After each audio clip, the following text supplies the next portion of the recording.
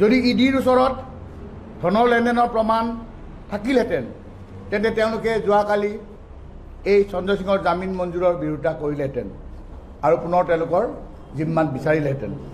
কিন্তু ইডিয়ে সেইটো নকৰিলে, কৰিব নোৱাৰিলে। গতিকে ইয়ে প্ৰমাণ কৰে যে বিজেপি আৰু ইডিয়ে ষড়যন্ত্ৰমূলকভাৱে আপৰ এই নেতাসকলক গ্ৰেপ্তাৰ কৰি জেলত ভৰাই থৈছে। যিজন দীনেশ আৰোৰাৰ ভাষ্যৰ ভিত্তিত ইডিয়ে সঞ্জয় সিঙক গ্ৰেপ্তাৰ কৰিছিল, সেইজন দীনেশ আৰোৰাই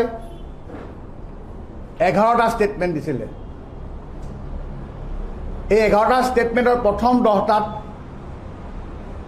তেওঁ কিন্তু সঞ্জয় সিঙৰ নাম লোৱা নাছিলে।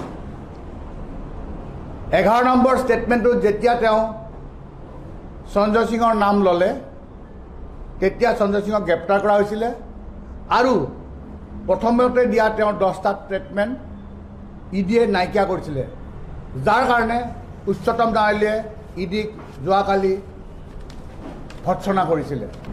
সঞ্জয় সিঙৰ জিম্মাৰ পৰা এটকাও উদ্ধাৰ নকৰাকৈ অথবা কোনো সঞ্জয় সিঙৰ কোনো মানি লণ্ডাৰিঙৰ কোনো এটা ক্লু নোপোৱাৰ পাছতো কিদৰে সঞ্জয় সিঙক PMLA act, prevention of money laundering actor আণ্ডাৰত গ্ৰেপ্তাৰ কৰিছিলে সেই সম্পৰ্কে উচ্চতম ন্যায়ালয়ে ইডিক প্ৰশ্ন উত্থাপন কৰে।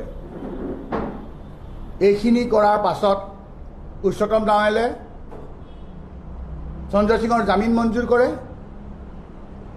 আৰু ইডিয়ে সেই কথা মানি লয়।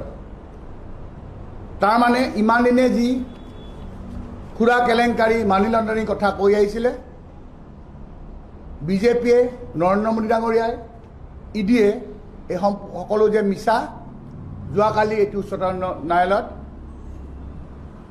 উদঙাই দিছিল আৰু সেই মৰ্মে তেওঁক যোৱাকালি উচ্চতম ন্যায়ালয়ে জামিন মঞ্জুৰ কৰে।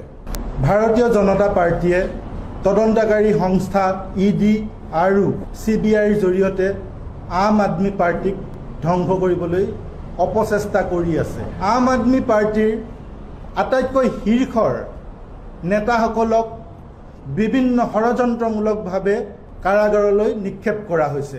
আৰু আপোনালোকে মন কৰিব, অৰবিন্দ কেজৰিৱাল ডাঙৰীয়া, সঞ্জয় সিং ডাঙৰীয়া, সত্যেন্দ্ৰ জৈন ডাঙৰীয়া বা মনীষ চিচুডিয়া ডাঙৰীয়া, এই সকলো গোটেইকেইজনৰ যি গ্ৰেপ্তাৰ, সেই গ্ৰেপ্তাৰৰ মোডাছ অপাৰেণ্ডি যিটো, সেই মোডাছ অপাৰেণ্ডিটো কিন্তু একেই। প্ৰথমতে কি কৰে, কিছুমান মানুহক গ্ৰেপ্তাৰ কৰা হয়, তেওঁলোকক সোধপোছ কৰা হয় আৰু তেওঁলোকৰ পৰা ষ্টেটমেণ্ট লোৱা হয়।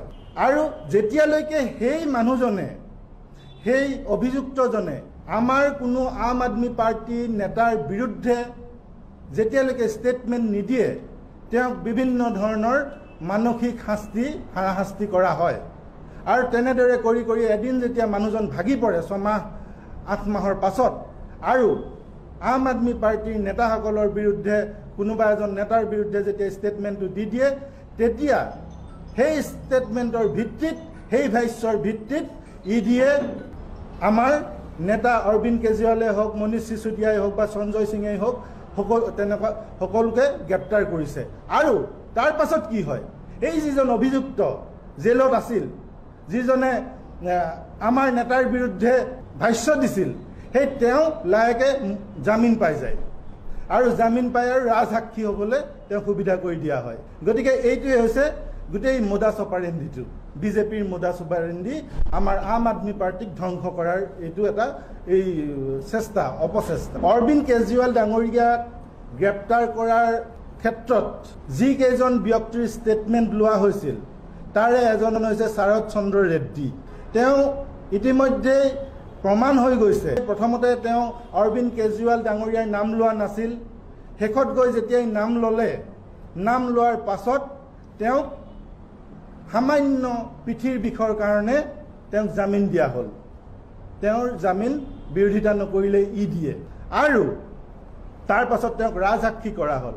আৰু ইয়াৰ পাছত সেই একেজন শৰৎ চন্দ্ৰ ৰেড্ডী, তেওঁৰ যিটো কোম্পানী, সেই কোম্পানীৰ জৰিয়তে অৰবিন্দ ফাৰ্মা, সেই কোম্পানীয়ে বিজেপিক 50 কোটি টকা দান দিলে গতিকে এই বস্তুবোৰ তাৰ মাজতে সোমাই আছে যে ইয়াত বিজেপিৰ কি ষড়যন্ত্ৰ চলি আছে